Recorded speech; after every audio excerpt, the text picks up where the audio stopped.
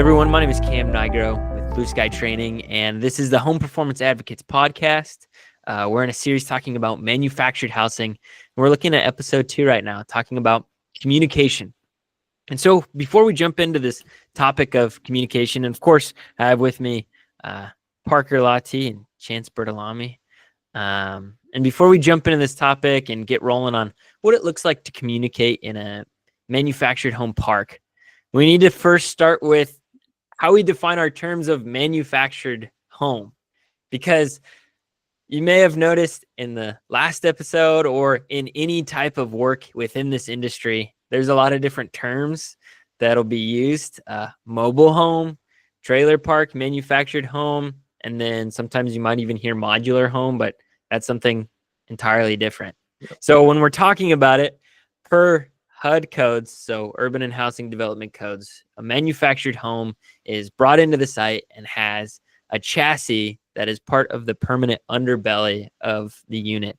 Mobile home and trailer home are technically more like camper vans and all that kind of stuff, but it's so ingrained in the industry that you'll hear us use these terms somewhat synonymously when we're talking about it. But no, we're talking about manufactured homes. And then a modular home would be different because that's brought on site in pieces and then assembled on site, and there's no permanent chassis that's a part of that. But yeah, anyway, we wanted to clarify that because we used all these terms different and everything. So yeah, good clarification. Yeah, make sure we get all those. Yeah, that leads into what we're going to be talking about today, right? Is like the actual communication around all of these things will differ by the person you're talking to. It can be age group or just different experiences within those or around the parks or these types of homes, and with those different experiences, people have the different histories of what they used to call them and what they still call them. So I think that's a good time to step into this. Yeah, I think probably mobile homes the one I hear the most. Yeah, I would agree about it for sure. But yeah, it is. We're talking about manufactured homes, so with that chassis underbelly, but yeah, good. Now that we're on all same basis on terms, and then again, we'll use them somewhat interchangeably, make mistakes sometimes, slip and say trailer park or mobile home or whatever. Just know that we're still talking about the same thing. So we're talking about communication as discussed, and now we're on the same level of terms. We're going to be talking about just what Parker said, this idea of, well, there's a lot of miscommunication. And when we first go and do work within these parks, what are some of the pushbacks we have, and what are some of the ways that we need to communicate in order to help streamline the processes and get into these parks and actually start helping people? So the first thing I wanted to ask and talk about is we need to identify the key players in the game, so to speak. We need to talk about who we're talking with, who are the main people we're going to be communicating with when trying to do, home performance work in manufactured home parks. So what do y'all think, or who have we talked to? What are some key players in this game? Who are we talking to? I guess there's a bunch of them, right? That's definitely what we've definitely learned, is that there's not just one specific person that you need to talk to. You kind of need to talk to everybody. And I think one of the things that we found kind of first, where we had I don't want to say issue, but an opportunity to improve, was that we found that there was a liaison, which we love, right? We love that idea. And it's, when done correctly, it's a really good way to tackle these kind of projects. But the liaison and the consultants or the assessors or whoever's the contractors, whoever's going to do the work and kind of oversee the projects, those two need to be very, very tight, because the homeowners seem to go to this liaison very quickly. And if there is misinformation within that system, then all of a sudden things fall apart very quickly as well. So I think that was kind of the big kind of first opportunity lesson that we had, don't you think? Absolutely. And what we've also found is that not every single manufactured home park has a liaison. And that leads me to the next point, which is we found that it's preferred actually when we used to think, this person could potentially cause a lot of barriers to entry with the manufactured home parks. But as we'll get into today, the more relationship building we did with the liaisons, the more closely connected we were with them, and showing them and relaying to them what our plans are for the manufactured home parks, it worked to our benefit quite a bit.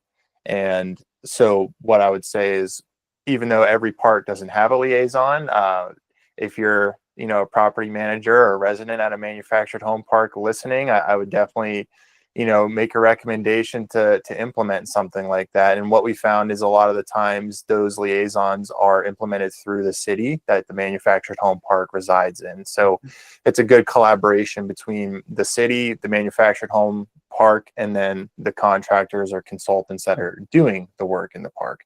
That's the first layer before we dive into who else we might want to make a connection with and do relationship building with. That liaison's definitely top priority. They're the one that the homeowners go to, probably the contractors as well. That local handyman that we touched on in the first episode, they're probably coordinating quite a bit with the liaison.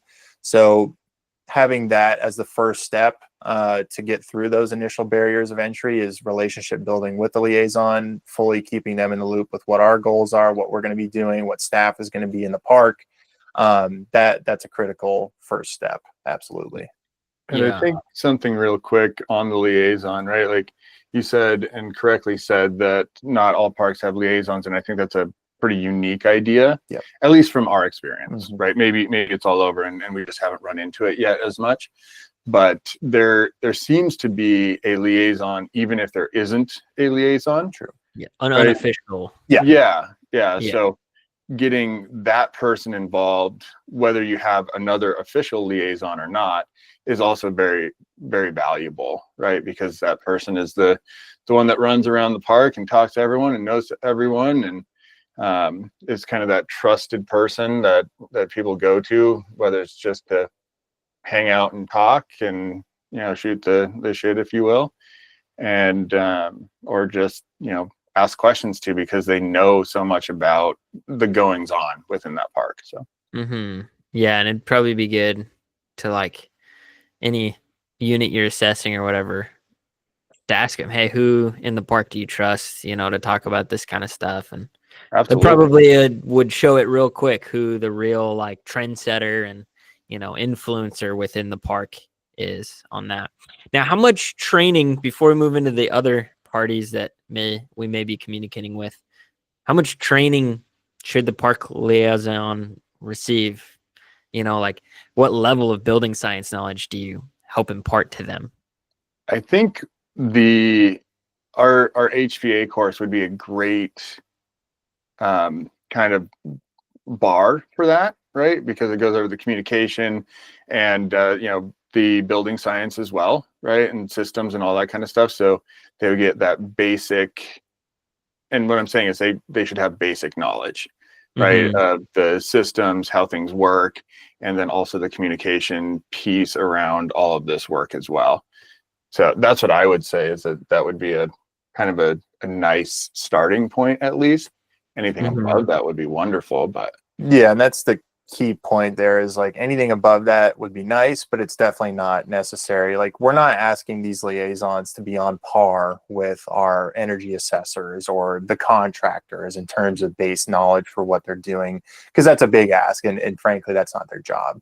So like Parker was saying, it's a very fundamental baseline that we want to provide the liaison, and I would agree the HPA would be perfect for that, because not only is it touching on the very basic fundamentals of building science, but it also dives into the communication piece, which, as we'll get into in this episode, is very critical. So long story short, they don't need to be an expert by any means, but it's extremely valuable for them to have at least the fundamental basic information and an understanding of why we're looking to do certain retrofits and what we're hoping to achieve from them.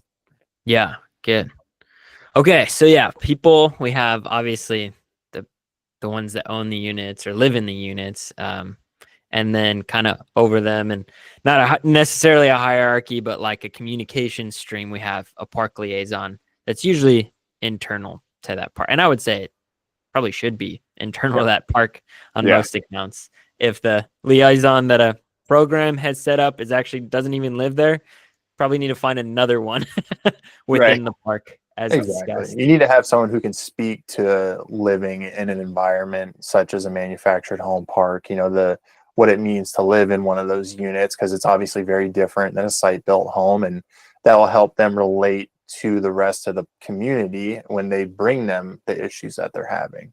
Well, and every park is different, right? So different layouts, different groups of people, things like that. And with a tight knit group of people, if you bring in someone from the outside as a liaison, it can help, but they might know this park over here, but they are not familiar with how this park works and how the relationships are within that space, right? They're like little cities within a bigger city. So having someone who's really actually from that park, I think, is super valuable. Yeah, for sure. Yeah, awesome. So those within the park, and then what are other groups that we're in communication with when we're trying to do these projects? So we have our within the park, and maybe there's more within the park, but who else? The local handyman is definitely, or woman. Yeah, when you talk about internally to the park, absolutely. A lot of times that local handyman will actually be a resident within that park, and that's how they got started doing that type of work. Is they live in that park, they see the issues, they have a little bit of trades experience, they see an opportunity. So that would be the next layer of communication internally. And then when you talk about external communication sources, a lot of the times when we're going into these manufactured home parks, it's through a utility program or an income qualified program, some form of state or city sponsored program to achieve a certain goal within these manufactured home parks. So for example, it could be the local city, that is an experience we've lived through very frequently, is the main facilitator through these programs that deal with income qualified participants or manufactured home participants. It's a city run and city funded program.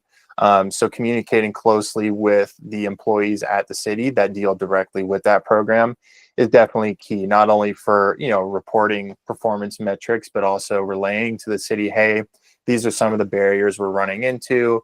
Can you guys, as representatives of the city, maybe help do a little bit of communication alongside with us? The park trusts you guys over at the city a little bit more than they do an outside consulting firm. Can we, partner on breaking down some of the communications barriers there? So that would be the next layer when you're talking about external sources, is whoever's funding and overseeing and implementing that program, aside from us, the firm that's going out and doing the measures. Yeah.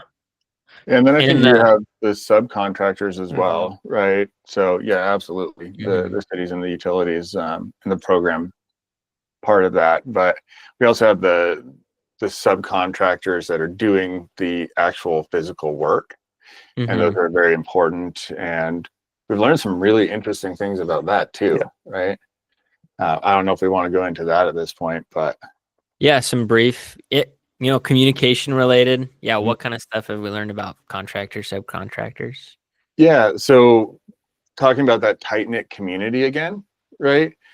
We had some experiences where we had a contractor from a different state.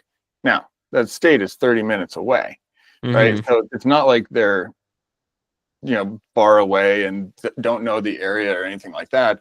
They're from a different state or different city. We had one of those as well, where the people that we were doing the work for didn't want them in their park. They didn't trust them because they weren't from here. Right.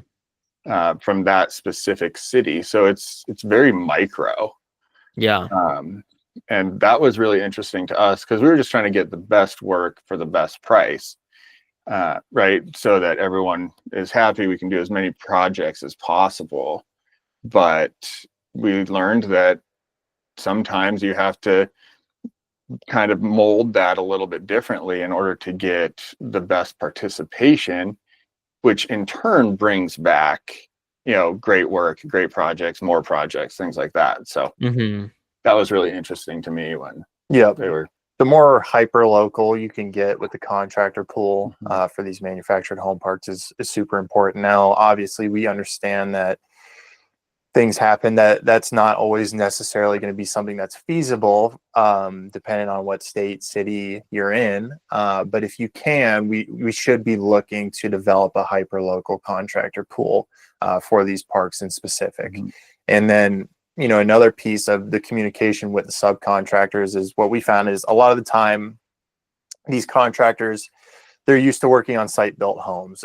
Manufactured homes are very niche for a lot of these guys. So a lot of the times they're coming in with certain prejudices or predispositions on manufactured homes as a whole, how the work should be performed, the quality that's acceptable in manufactured homes. So we need to make sure that we do a lot of not necessarily hand-holding, but communicating with the sub in terms of getting them the information they need on how to properly install systems, how to properly insulate manufactured homes, and not go in with these preconceived notions that they can get away with crappy work or do things that are maybe not necessarily up to manufactured housing code because they don't feel like people are going to come behind them and evaluate it. And that's obviously where we play a part too, is coming behind these subcontractors and doing quality assurance and making sure they're doing things the way they would in a site-built home. So breaking some of the barriers with the subcontractor is super important too. Getting some of those unnecessary prejudices out of the way. Yeah, for sure. Almost like retraining people, right? The building stock is so much different.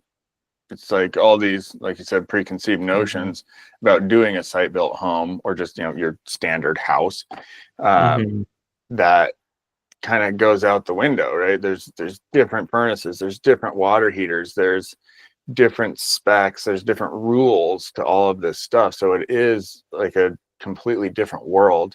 And I think a lot of people, contractors especially, right, they go in just like, oh, it's the same thing, when it's definitely not.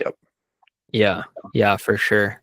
I think even just right away, one notion of like, well, the jobs aren't going to pay as much, so why would I do them? Trying to find that local contractor pool to do that and helping them understand, through communication, like, yeah, you might not get as much per job, or each job might be a little less. But I remember one time when I drove into one of the parks that we were working in, and down the street I looked, and there was 3 different teams of the same company all working down the one road, because it was like, it just multiplies, it chains because it's so tight knit. You do a good job on one unit, you're gonna get like 3 more. Like it's gonna happen. So it like the work is worth it, even like financially speaking. Obviously it's worth it, social capital wise, like helping people, but also like it's worth it financially.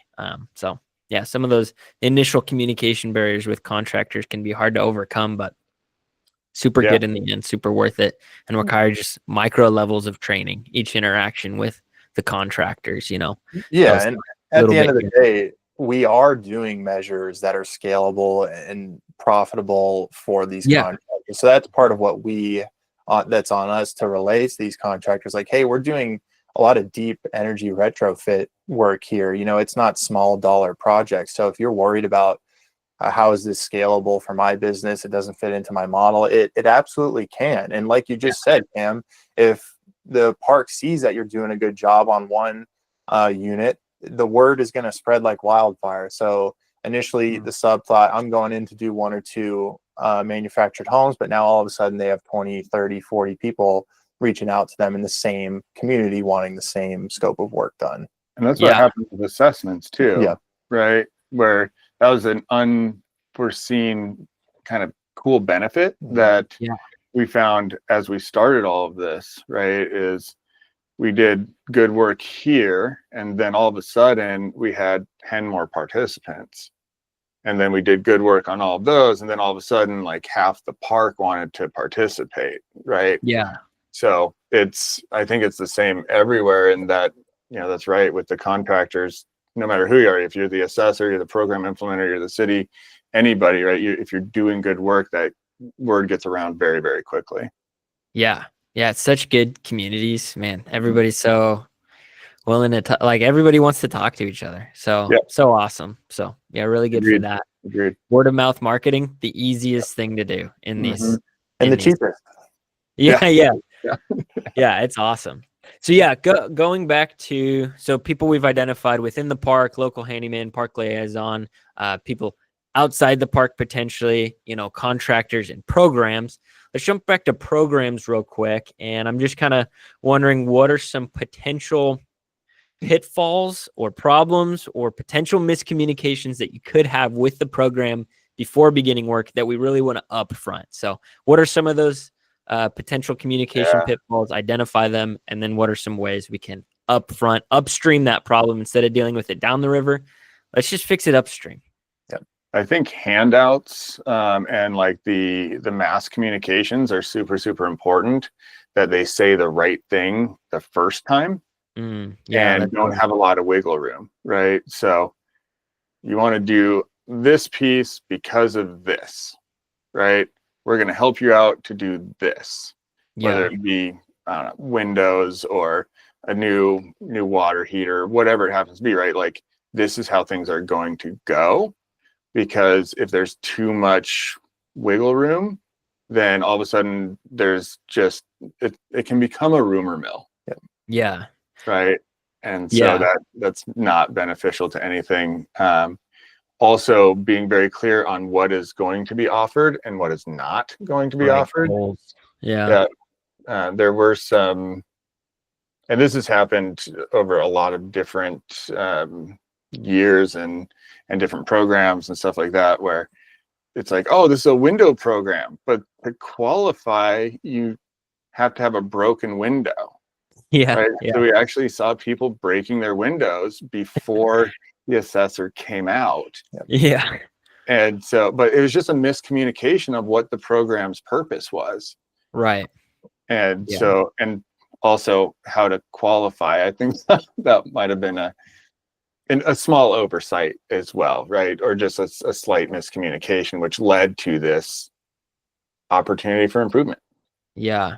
Yeah. It's kind of funny. One of the benefits, people talk, and actually, what's funny is too, like door hangers often don't work in like site built residential neighborhoods. Some people like pick them up, throw them away right away. I feel like that's not the case, or at least the case that we've had in manufactured home parks. People like actually read those.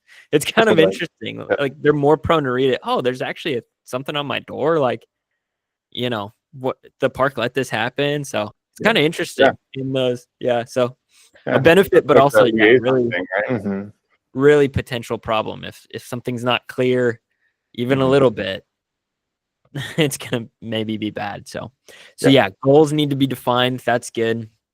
What if the goals of the program are different than the goals of the energy assessor? Like, people going in to do the assessments and what type of work needs to be done.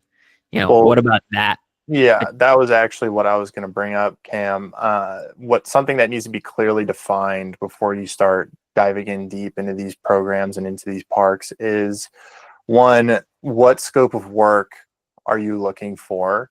What budget is going to be allocated for this scope of work? Because just like the contractors and everyone else, the programs and utilities in the cities, they don't really have the best understanding of what type of work we can actually achieve in these manufactured homes. And a lot of the times it's a lot higher dollar amount projects than they were expecting. So before you dive into these programs and into these parks, clear parameters need to be set and discussed on what are you comfortable spending as the city or the utility? How far do you want us to take it per home?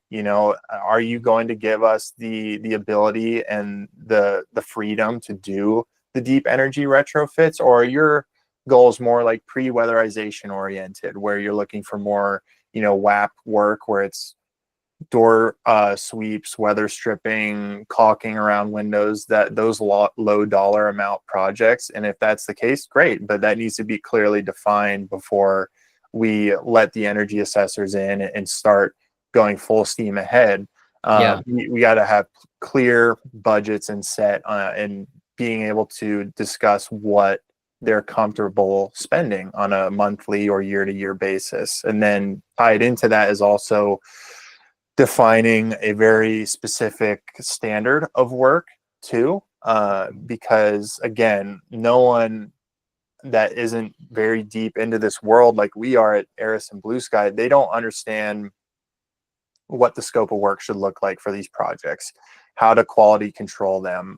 So what we've done in a couple of the programs that we work with is we have a installation standards document that we run by the programs that we work with, and it's each measure is listed there, and it's very detailed in terms of this is what a quality install looks like for that measure. You know, here's what you need to implement to meet those standards, and then it's on us to stay on the contractor pool to make sure that those standards are implemented, and if they're not, getting the contractor back out to the manufactured home and making those corrections at no cost to the homeowner. So having clear budgets defined and having a clear installation standards defined as well is super important to success of the overall project. And I think to add on to that, having really good knowledge and communication around the goals of the program, you know, whether it's the city program or whatever, but if they want to do 500 homes, right, and they only have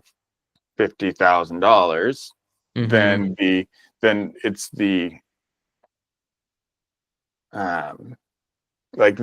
what we're supposed to do is to help guide that that program manager or head or whatever you want to call them, right, into what work can be done to hit their goals. I think that's really important, because you're right, you know, there's the pricing is always changing and stuff like that for work, because it's, you know, open market, and with that it's hard to say we're going to do this thing over 500 homes for this dollar amount, right? But you can say it should cost around this, right? This variance. And then you can guide the programs into where they're going to meet their goals, as well as the good work is going to happen. Yeah, for sure. Yeah, that's good. Really clarifying those goals, clear expectations.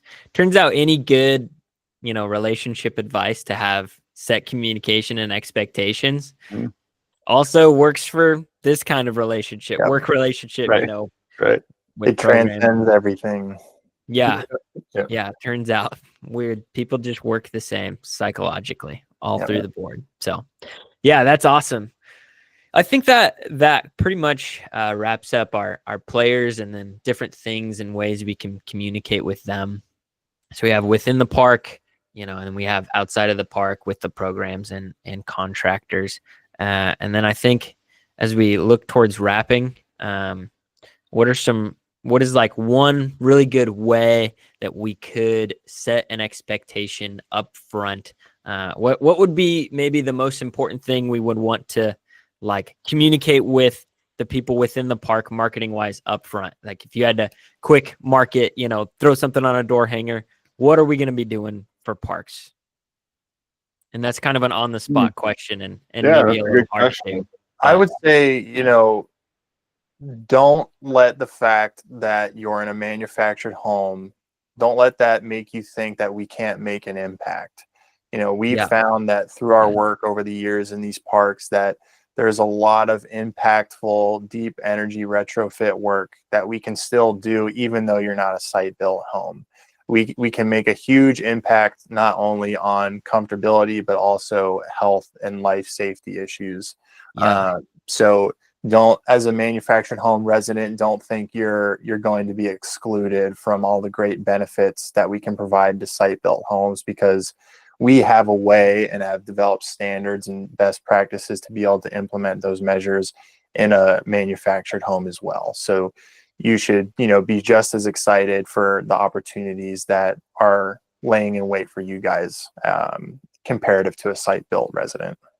Yeah, and I think to add on to that, as the door hanger idea, right, is that you're going to have trusted advisors coming out to evaluate your home, right? And then the correct work is going to be decided and moved forward with. right? So basically, trust the person who the city or the county or the program trusts to do this work, right? So that knowing that you're going to get the right work done, as long as the consulting firm is, well, good at what they do, right? Yeah, that's good. Awesome. Well, yeah, I think that'll about wrap up for today and initial communication, and we'll obviously keep drawing on these foundations of communication as we look at more details of, programmatic stuff we've looked at, or contractor type stuff, and looking at contractors. So we'll keep pulling from that, or park liaisons, or whatever that may be. But I think that creates that good foundation. There are things you usually don't think about when you're first starting projects in a manufactured home park, or with even just one manufactured home. You might not realize it could blow up into a huge, not the manufactured home blow up, but the work could blow up and multiply throughout the park. Hopefully we're not blowing up manufactured homes or any homes. I mean, I think if you take anything from this conversation, for anyone who is listening, it's before you get ahead of yourself and go full steam ahead into these projects, you need to get the communication plan in place first, because that is what will set you up for success. Yeah. If I had to tagline it, I'm thinking manufactured homes, organic improvements. No. Put that on a door hanger. Get that on there. All right, sweet. Well, that about wraps up this episode. As always, if you want more information on manufactured homes or any home performance training, our Blue Sky trainings include that basic building science training through the Home Performance Advocate. And that's going to be that entry-level course that'll lead into all types of home performance. And then our manufactured home one. We'll go into a lot of detail on this type of work, communication, and what exactly needs to be done, so you can upfront a lot of those conversations and really have that upstream prevention to prevent those problems on the back end. So thank you for watching. Gentlemen, thanks for talking with me. Thanks, everyone. Thank you. All right.